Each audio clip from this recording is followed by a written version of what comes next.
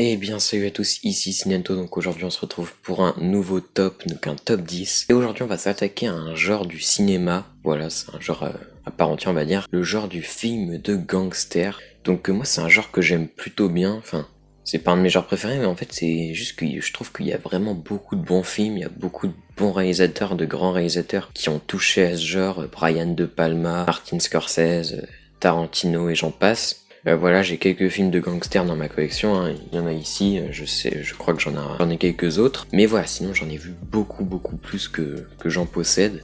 Et donc c'est pour ça que j'ai décidé de vous faire ce top. Alors je dis juste, je n'ai pas vu Il était une fois en Amérique, qui est l'un des plus gros en fait, qui me manque. Le plus gros film gangster que j'ai pas vu encore. Voilà, j'avais regardé les 3 premières heures et genre j'étais crevé donc j'ai arrêté et finalement j'ai jamais repris donc je sais plus où j'en suis mais ça doit faire 5-6 mois que j'ai pas cherché à regarder donc je pense que j'essaierai de revoir en entier mais voilà pas pour tout de suite parce que je pense que je me ferai un peu chier parce que je pense que je me souviens quand même assez bien de ce qui se passait même si bon on peut pas vraiment se faire chier devant un film comme ça mais voilà je reverrai du coup vous étonnez pas s'il est pas dans ce classement mais même de toute façon il n'y a pas que les grands films dans ce classement non plus. Alors comme ça a été très dur de faire un classement, alors déjà va y avoir des espèces d'égalité, j'ai essayé de pas mettre par exemple Pulp Fiction et Reservoir Dogs des pièces différentes, ou enfin bref, vous verrez quand c'est le même réal, le même genre de film même si c'est différent, Reservoir Dogs et Pulp Fiction, j'essaye de rassembler quand c'est le même réal. Donc déjà au niveau des mentions honorables, je tenais à mettre Hit, voilà, qui est derrière, voilà déjà Michael Mann, moi je trouve que c'est vraiment un bon réal. Moi j'ai bien aimé son Ali, j'ai bien aimé son Collatéral, et puis Hit, c'est vraiment bon, c'est vraiment bon. En plus il y a Robert De Niro et Al Pacino, donc deux acteurs incroyables. Il y a Val Kilmer aussi qui est vraiment bon. Et voilà, après je vois pas trop ce que je peux apporter de plus à dire sur ce film quoi. De toute façon c'est une mention honorable donc on va vite passer dessus. J'aimerais aussi citer Pusher 2. Voilà, les trois films sont voilà de Nicolas Winding Refn, on reviendra sur ce réalisateur plus tard. Mais voilà, Pusher vraiment c'est une trilogie que je vous conseille. Et pour moi le 2 est le meilleur de la trilogie. Le 1 je trouve que c'est un film qui est vraiment bon, mais c'est un peu trop classique. Voilà, c'est un film de drogue, tu t'attends totalement à ce que tu vas voir. C'est vraiment, tu t'assistes aux échanges, machin, au trafic, et après t'assistes aux embrouilles, ce qui se passe, voilà, si tu payes pas, tout ça. Le 2 c'est beaucoup plus sur la famille, sur les relations, sur comment le gars est vu par sa famille, mais de toute façon on change de personnage, hein, c'est différent même si ça se suit. Et le 3 c'est sur le trafiquant de drogue, donc c'est aussi assez original, mais ça reste, enfin il est peut-être un peu moins, il est quand même moins bon que le 2, mais le 2 je vous le conseille réellement, enfin de toute façon ne voyez pas juste le 2, hein, voyez les 3, enfin de toute façon, je pense que si vous aimez pas le 1, vous aimerez pas forcément les autres parce que c'est assez spécial, c'est pas comme les autres films de Nicolas Winding Refn. Bref, on est déjà à 4 minutes de vidéo là. Voilà, History of Violence avec Viggo Mortensen, réalisé par Cronenberg. Voilà, moi Cronenberg, c'est vrai que j'apprécie plutôt bien History of Violence. C'est l'un de mes films préférés, je pense, de ce réal. Alors j'ai vu il y a longtemps, donc je saurais même pas vous dire exactement de quoi ça parle. Mais dans mes souvenirs, j'avais trouvé ça vraiment bon. Viggo Mortensen était ouf. Et puis voilà, ça y va à fond. Et c'est brutal comme on aime. Et voilà, Cronenberg, ce que j'aime bien avec ce réal, c'est qu'il y va à fond quoi quand il fait un film. Alors après, on a Un après-midi de chien de Sidney Lumet. Voilà, avec Al Pacino. Ouais, on peut dire que c'est un film de gangster quand même, mais voilà, là tu prends totalement, enfin tu t'attaches réellement au personnage de Pacino. Voilà, c'est un espèce de huis clos, et franchement je vous le conseille réellement, parce que mais de toute façon Sidney Lumet c'est vraiment un réal que je trouve énorme, à bout de course, c'est vraiment bien, The Hill, c'est vraiment bien, 12 hommes en colère. Après il y a Le Crime de l'Orient Express, et ça j'ai légèrement moins aimé même si ça reste pas mal. Voilà, c'est quand même un grand réalisateur et puis ce film là c'est totalement ouf quoi. Pacino il est excellent. Donc en gros voilà, c'est deux gars qui vont braquer une banque et ils vont se retrouver avec les otages dans la banque. Oui, c'est une banque, il me semble bien. Et puis il y a les flics qui vont arriver, ça va partir en dialogue, etc. parce qu'ils veulent sortir. Et puis à la fin c'est vraiment émouvant. Donc je vous conseille énormément ce film. Ensuite on a American Gangster, voilà, donc de Ridley Scott. Moi j'ai beaucoup aimé, alors c'est un film qui dure presque 3 heures, en tout cas j'ai vu la version qui dure 2h55, la version courte elle dure 2h37 je crois, un truc comme ça. J'ai vu que la version longue, mais ouais, c'est pas un film que je me referais souvent parce que voilà, t'as pas forcément de scène d'action, c'est un peu dommage quand même pour 2 heures, ouais je vais dire 2h55 de film quoi, parce que sans scène d'action. Enfin si, t'as quand même des moments où ça bouge un peu, heureusement, mais voilà, c'est souvent dans le dialogue, mais c'est tellement intéressant, les dialogues sont tellement forts. Russell Crowe, il est vraiment très très bon dans son rôle. Denzel Washington, c'est pareil. Et puis bah la fin, voilà, final. Non, j'ai pas envie de spoiler, mais c'est vachement cool. Et puis voilà, enfin je veux pas m'éterniser là-dessus parce que ouais, déjà 7 minutes, c'est chaud. Mais voilà, je vous conseille toutes ces mentions honorables et American Gangster. Ouais, n'ayez pas peur de cette durée parce que je pense que si vous aimez les films de gangsters, vous pouvez être pris rapidement dedans parce que le dialogue c'est tellement bon et la petite musique là qui vient servir la réalisation, bah, c'est impeccable. Donc on commence à la 10e place de ce top avec Sin City, donc un film de Robert Rodriguez. Il y a une suite, mais la suite elle est vraiment beaucoup moins bonne, même si ça reste sympathique, on va dire. Voilà, moi, Robert Rodriguez, pour moi c'est son meilleur film. J'aime beaucoup Desperado également, j'aime beaucoup Une nuit en enfer. Mais non, là, Sin City c'est incroyable, déjà c'est une grosse claque visuelle, bon c'est le principal atout de ce film. Parce que c'est vrai que le scénario, je sais qu'il y a des gens qui reprochent certaines choses. Moi j'ai trouvé ça vraiment kiffant. Alors après c'est très simple hein, si je me souviens bien, parce que pareil j'ai vu il y a un petit temps, voilà, c'est des histoires de gangsters forcément. Et voilà, c'est plusieurs petites histoires en fait et c'est vachement cool. C'est hyper beau visuellement, je me suis rarement pris une telle claque. Le 2, bon il est aussi beau, mais le problème c'est le scénar qui est moins bon quoi. Voilà, t'as une histoire de vengeance avec Marv et voilà, tous les personnages sont vraiment bons, les acteurs, et voilà, Sin City, je vous le conseille énormément. Ensuite, eh bien, un film français, parce que oui, il va y avoir 2 films français dans ce top. Le Cercle Rouge de Jean-Pierre Melville. Donc voilà, c'est un film français que j'aime beaucoup. De Melville, j'aurais pu mettre aussi Samouraï, mais je trouve que c'est quand même moins bon, même si j'aime beaucoup un Samouraï. Mais voilà, le Cercle Rouge, qu'est-ce que c'est bon. Voilà, ce que j'aime bien avec ce réel, c'est surtout, il y a une séquence qui m'a bluffé, c'est le moment où il braque la bijouterie, ça dure 15 minutes, enfin c'est 15-20 minutes, enfin c'est énorme, tout dans le silence. Donc l'histoire, c'est un gars qui va réussir à s'échapper, en gros il est en transit, je crois, pour aller en prison. Je crois que c'est un truc comme ça, il va réussir à s'échapper. Enfin en gros, il va y avoir une histoire, 3 gars vont se réunir pour braquer une bijouterie, mais il se passe plein de trucs avant, enfin plein, c'est quand même un film qui a pas un rythme très vivant, enfin ça va pas très vite non plus, enfin Melville il joue vraiment dans la lenteur, etc. Donc quand je dis qu'il se passe plein de trucs, c'est un peu exagéré. Mais voilà, c'est vraiment un bon film, et au niveau des films français, bah celui-là je vous le conseille réellement. Parce que voilà, le cinéma français c'est pas forcément celui que je préfère, mais Melville, voilà, j'ai vu 3 films de lui, 3 super films quoi, donc ce réel, vraiment je vais essayer de voir ses autres films parce que c'est hallucinant. Ensuite, un film un petit peu plus commun, on va dire, Léon. Donc Léon de Luc Besson. Alors Luc Besson, je suis totalement à la ramasse. Il y a Anna, j'avais peut-être vu à première heure, j'avais arrêté parce que je sais plus pourquoi d'ailleurs, parce que le film me déplaisait pas.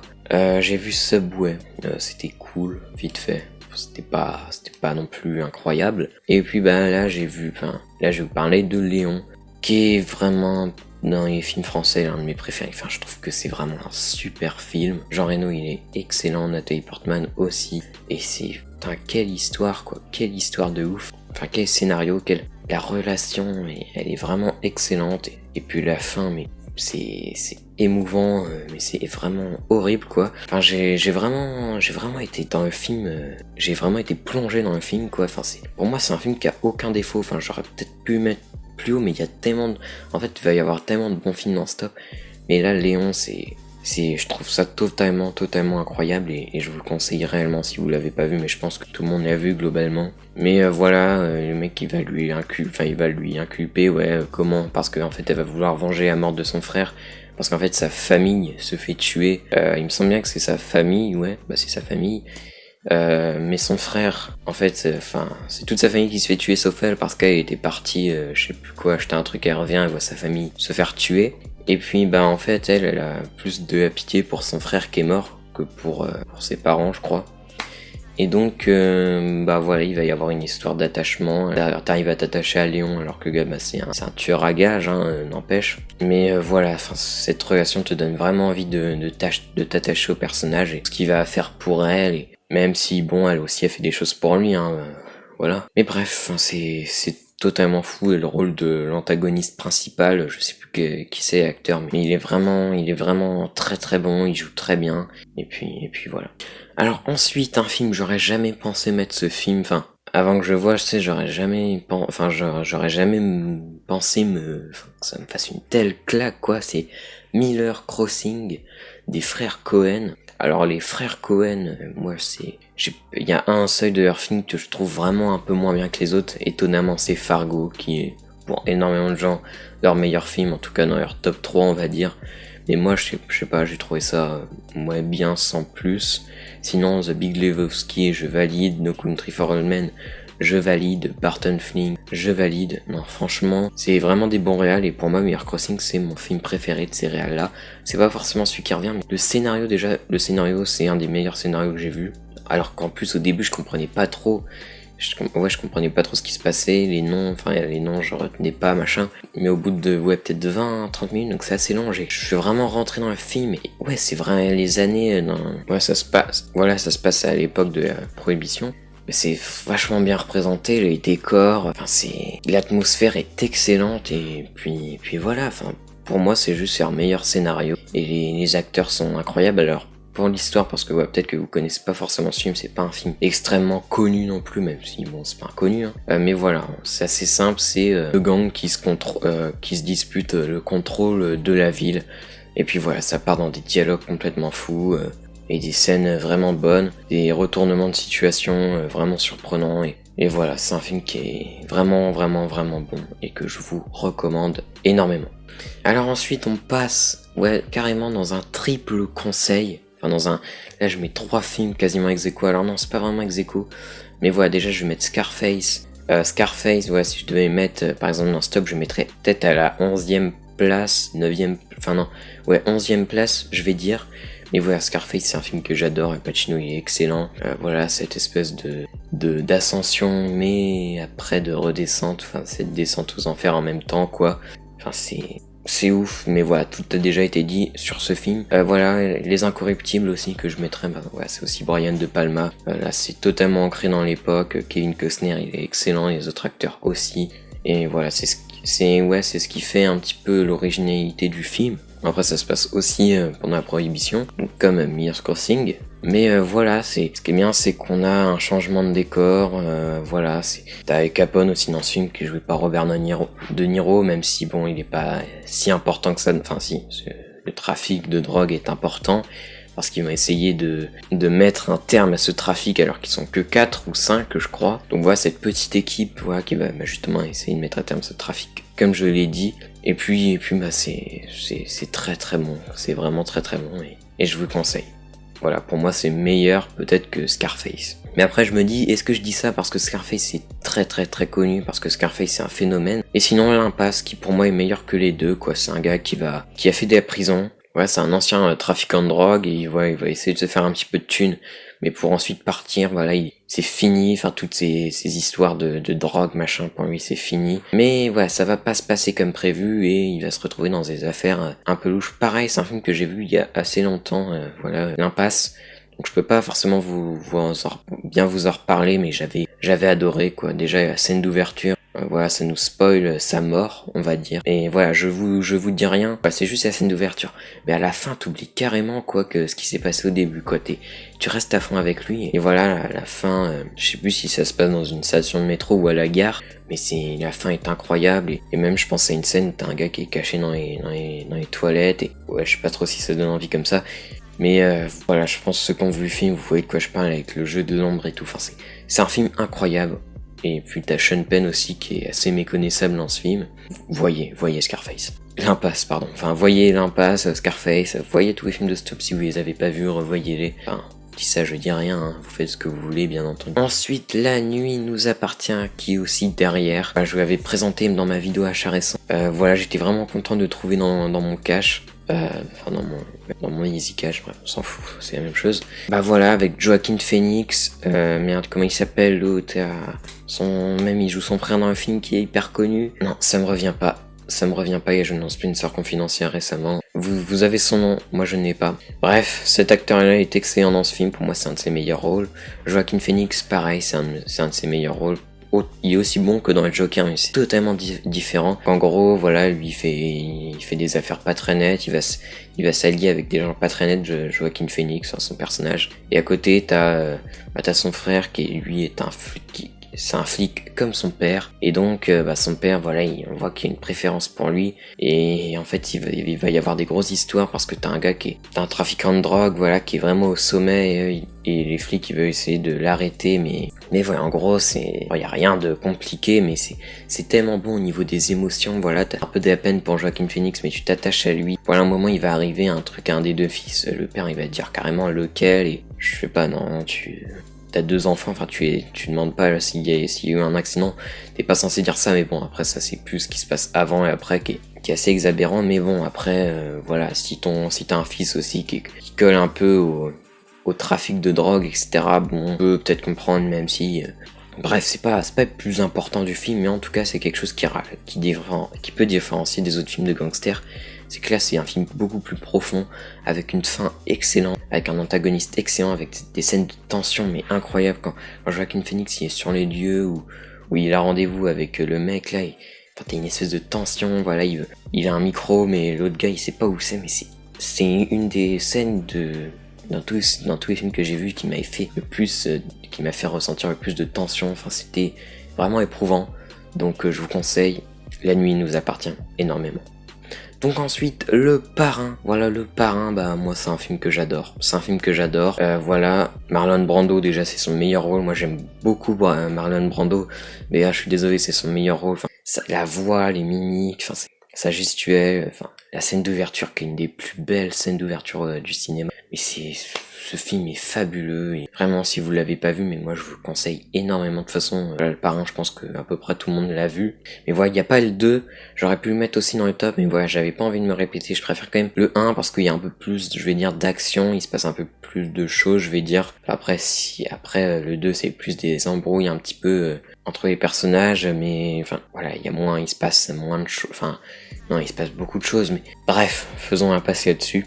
Mais voilà, Le Parrain, je vous le conseille énormément, quoi. Il y a des scènes totalement folles, la scène du cheval, la tête de cheval dans le lit, scène où t'as le personnage d'Al Pacino, voilà, qui s'apprête à essayer de buter, j'en dis pas plus. Et voilà, donc une histoire, voilà, il y a des gens qui veulent faire une association avec Vito Corleone, mais lui il est pas trop d'accord, mais il y a son fils qui lui veut, donc il va le faire dans son dos. Et ouais, enfin, de toute façon, Le Parrain, c'est indispensable. Et pour beaucoup, c'est le meilleur film de gangster de tous les temps. Mais voilà, pour moi, il y a peut-être un petit peu mieux, même si c'est un chef-d'œuvre. Ensuite, Drive. Drive, ouais, j'adore Drive. J'hésitais peut-être à les mettre en dessous du Parrain, peut-être, mais je sais pas trop. Ouais, j'aurais peut-être dû mettre en dessous du Parrain quand même, parce que ah, mais j'adore tellement ce film, j'adore tellement Vin Refn. Il y a un seul de ces films que j'ai pas vu, c'est Inside Job. Et voilà, Refn, je trouve que c'est vraiment un super réal, qui a eu un petit peu deux phases deux types de films différents. Voilà, pour moi, le changement, il y a une espèce de transition avec Bronson, parce qu'il y a un côté aussi esthétique, mais pas totalement. Et voilà, Valhalla Rising, c'est complètement esthétique. Et puis Drive, Only God Forgives, Neon Demon, c'est que ça, quoi. Et Drive, pour moi, c'est son meilleur film, comme pour beaucoup, hein. Voilà, parce que ça allie le côté un petit peu lent, quelques lenteurs, voilà, un peu de dialogue avec ce personnage qui parle pas vraiment, et qui est tellement fascinant aussi, ce personnage joué par Ryan Gosling, qui est incroyable. Et voilà, il veut protéger celle à qui il s'est attaché, parce que son mec s'est mis dans sale histoire, et c'est incroyable. Enfin, la scène d'intro, pareil, de ce film, c'est juste fou. La musique, l'ambiance bleue, violette, enfin, c'est la colorimétrie de ce film, enfin, c'est juste magnifique. Donc Drive, pareil, si vous l'avez pas vu. Ensuite, voilà, on va dire deuxième place, Les Affranchis de Martin Scorsese. Alors, Martin Scorsese, il a fait d'autres films dans ce genre-là. Donc voilà, il a fait Casino. Bon, petite coupure, enfin, j'aurais pu mettre aussi Casino, mais je trouve que Casino est peut-être un petit peu moins bon que Les Affranchis. Enfin, non, en vrai, je sais pas, j'ai plus un attachement, on va dire, pour Les Affranchis. Il y a beaucoup plus de scènes qui me reviennent dans Les Affranchis. Je me refais souvent des scènes, voilà, la scène où t'as le personnage de Joe Pesci, voilà, qui se fout un peu de la gueule, enfin, qui commence à mettre un coup de pression au personnage de Ray Liotta. Enfin, c'est incroyable, mais après ça part en rigolade, cette scène est folle. Ou la scène où t'as un mec, voilà, qui on va dire un pote de Joe Pesci, voilà, qui attend au bar et genre il s'est passé un truc, une engueulade avec Joe Pesci. Enfin, je me souviens plus des noms dans le film. Et puis après, enfin, ça part en baston, c'est totalement ouf. Non, enfin, franchement, voilà, c'est un chef-d'œuvre pour moi, Les Affranchis. Et si vous l'avez pas vu, et ça faut le voir, quoi. C'est vraiment indispensable.